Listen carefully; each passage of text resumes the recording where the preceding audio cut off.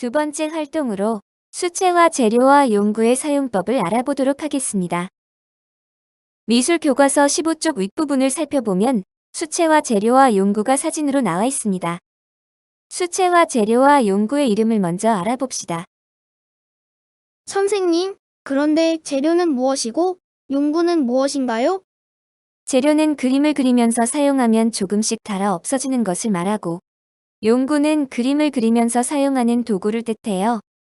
그래서 수채 물감은 사용하면 조금씩 닳아 없어지니깐 재료에 해당하지요. 이해가 되나요? 네, 그렇다면 물감을 덜어서 쓰는 팔레트는 닳아서 없어지는 것이 아니니까 수채화 용구가 되겠네요. 그렇지요. 팔레트는 다른 말로 겔판이라고도 한답니다. 물감을 개어서 쓰는 판이라는 뜻이지요. 다음에 보이는 사진은 종이와 연필 지우개네요. 그런데 종이는 어떤 종이를 사용해야 하나요? 수채화 그림을 그릴 때 너무 얇은 종이를 사용하면 물에 젖어서 찢어지거나 예쁘게 표현이 되지 않아요. 16절 혹은 8절 도화지를 사용하거나 8절 스케치북을 사용하면 된답니다. 미술 2단원에서 수채화 그림을 여러 장 그려볼 예정이니 도화지를 구입하는 것보다는 8절 스케치북을 구입하는 것을 추천합니다. 8절 스케치북에 그리게 되면 완성된 작품을 구겨지지 않게 학교에 가져가는 것도 가능하겠네요. 그런데 집에서 한두 장 사용하고 남은 스케치북을 사용해도 될까요? 네, 괜찮습니다. 집에 스케치북이 있다면 새로 사지 않고 쓰던 스케치북을 사용해도 좋아요. 다음에 필요한 용구는 수채화 물통입니다. 수채화 물통은 칸이 여러 개로 나누어져 있는 것이 쓰기 편리해요. 만약 집에 수채화 물통이 없다면 페트병을 잘라서 사용하거나 물을 담아서 사용할 수 있는 플라스틱을 재활용해도 좋아요. 마지막으로 필요한 용구는 붓과 수건입니다. 붓은 보통 둥근 붓을 사용하며 붓을 자세히 살펴보면 붓의 굵기에 따라 숫자가 매겨져 있는 것을 알 수 있습니다. 붓을 준비할 때에는 굵기에 따라 가는 붓, 굵은 붓, 중간 정도의 붓 이렇게 3개 정도 준비하세요. 수건은 붓에 묻어있는 물기를 닦기 위해 필요합니다. 수채화를 그릴 때마다 필요하니 집에서 사용하지 않는 수건 한 장을 준비하여 수채화용 수건으로 사용합시다. 그럼 저와 함께 수채화 재료와 용구를 사용하여 수채화 그리는 방법에 대해 알아보아요. 수채화 물감만 준비해두면 수채화를 그릴 수 없어요. 물감을 팔레트 깊은 쪽부터 짜서 2, 3일 정도 물감을 굳도록 하는 시간이 필요하거든요. 물감을 팔레트에 짜서 굳히지 않고 사용한다면 예쁜 수채화를 그리기 힘들어요. 오늘은 수채화 그리는 방법에 대해서만 배우고 있으니 오늘 물감을 팔레트에 꼭 짜서 팔레트 뚜껑을 닫지 말고 열어서 물감을 굳혀두세요. 그래야 다음 주에 수채화를 그릴 때 잘 사용할 수 있어요. 아참, 물감을 짠 후에 물감은 뚜껑을 꼭 닫아둬야 하는 것도 잊지 마세요. 물통을 사용할 때에는 물통 부피의 3분의 2 정도만 물을 채워요. 이렇게 생긴 물통을 써도 됩니다. 물통에 물을 담아 이동할 때에는 쏟아지지 않게 조심하고 수채화 그릴 때에도 물통을 쳐서 물을 쏟지 않도록 주의하세요. 마른 붓은 물통에 있는 물에 적셔서 적당히 물기가 있도록 해야 해요. 그런데 물기가 너무 많아도 안 되니 붓 끝쪽을 물통에 대어 물기를 덜어내면 붓에 물기가 적당히 있겠지요?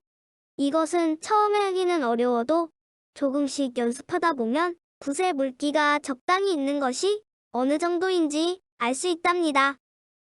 붓에 물을 묻힌 후에는 물감을 묻혀야겠지요? 물감을 묻히기 전에는 붓 끝에만 살짝 물을 적신 후에 물감을 묻히면 편리해요.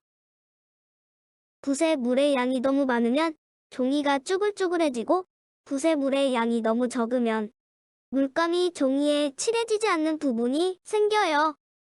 그래서 수채화는 물 조절을 잘해야 좋은 그림을 그릴 수 있어요. 그런데 붓을 물통에 대어서 물기를 떨어뜨리기 힘들잖아요. 그럴 때 숫건을 사용하면 유용하답니다. 붓에 물이 너무 많다고 생각될 때 붓을 숫건에 살짝살짝 닦으면서 물의 양을 조절할 수 있어요. 수채화를 그릴 때 꼭 기억해 두었다가 숫건을 잘 활용하는 연습을 해보세요. 팔레트를 책상에 두고 사용할 때에는 물감을 짠 쪽은 4개에서 멀리 두고 물감을 섞는 넓은 칸은 4개 가까이 두고 사용합니다. 붓에 물감을 묻힌 후 붓으로 바로 종이에 칠하면 안 돼요. 꼭 팔레트 섞는 넓은 칸에 칠해본 후 종이에 칠해야 물감이 골고루 칠해지고 원하는 색인지 확인이 가능하지요. 붓을 세워서 그리면 가는 선을 그릴 수 있고 붓을 눕혀서 그리면 굵은 선이 그려져요. 혹시 굵기가 다른 붓이 여러 개 있지 않고 한 개의 붓을 사용하는 경우에는 붓의 각도에 따라 선의 굵기를 조절할 수 있답니다. 붓에 물이 많이 묻어있는 상태에서 물감을 묻히면 물감의 색이 연해지고요.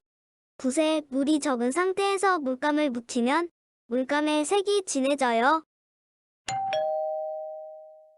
물이 많으면 색이 어원해지고 물이 적으면 색이 찌인해집니다. 붓의 물 조절을 잘해서 우리 모두 수채화의 달인이 되어 봅시다. 다음에 보는 영상은 수채화를 잘하기 위한 연습 영상입니다. 따라서 표현해봐도 좋고 아직 수채화 용구가 준비되어 있지 않으면 영상만 봐도 좋습니다.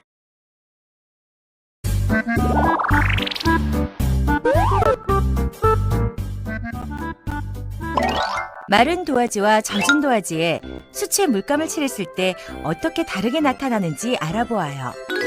먼저 마른 도화지, 수채 물감, 팔레트, 붓, 물통, 수건 등을 준비해요. 색을 선택하여 팔레트의 넓은 칸에 붓으로 물감을 덜어 색을 섞어요. 물의 양을 조절하면서 색을 만드는데 물의 양이 너무 적으면 겹쳐진 색을 관찰하기가 어려워요. 좋아하는 색을 한 가지 골라 세로로 선을 칠해요. 물의 양을 다르게 해서 넓게 칠해요. 세로선을 다 완성했으면 물감이 마를 때까지 기다린 후 가로선을 칠해요. 가로선도 좋아하는 색을 골라 물의 양을 다르게 해서 넓게 칠해요.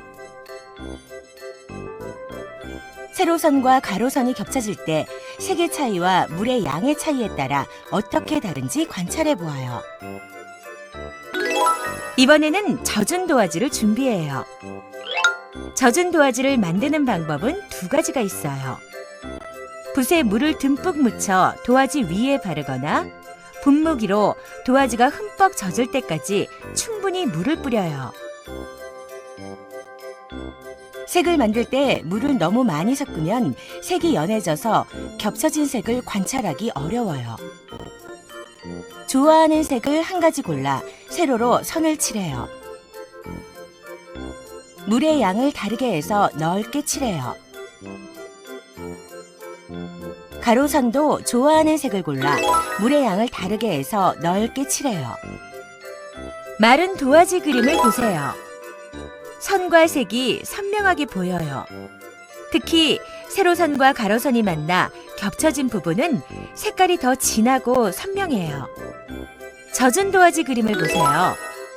물감이 물 때문에 번지면서 섞였어요. 그리고 마른 도화지보다 선이 흐릿해요.